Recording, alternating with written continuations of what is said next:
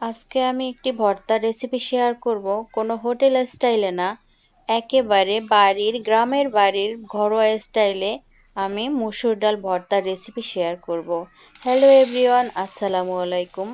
আমি তন্নি food and diary চ্যানেলে সবাইকে স্বাগতম। এখানে আমি 1 কাপ মসুর ডাল নিয়েছি। এটাকে এখন ভালো করে কষলিয়ে এটাকে ধুয়ে নেব। আমি ধোয়া শেষ করেছি, ভালো করে ধুয়ে এখন আমি এটাকে সেদ্ধ করে নেব। 1 কাপ মসুর ডাল দিয়েছি, এর সমান ওই কাপেরই 1 কাপ পানি দিয়ে দেব।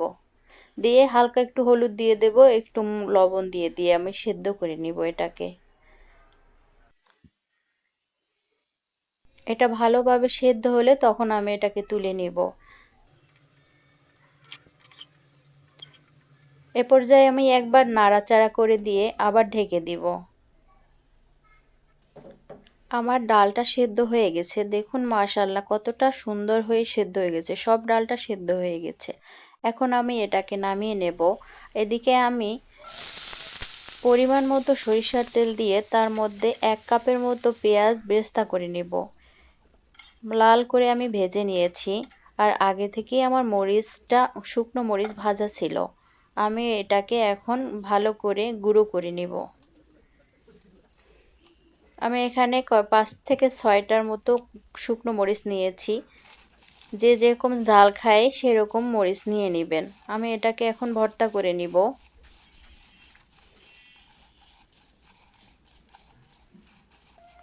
পেঁয়াজ, মরিচ আর সরিষার তেল দিয়ে আমি ভালোভাবে ভর্তাটা করে নিলাম।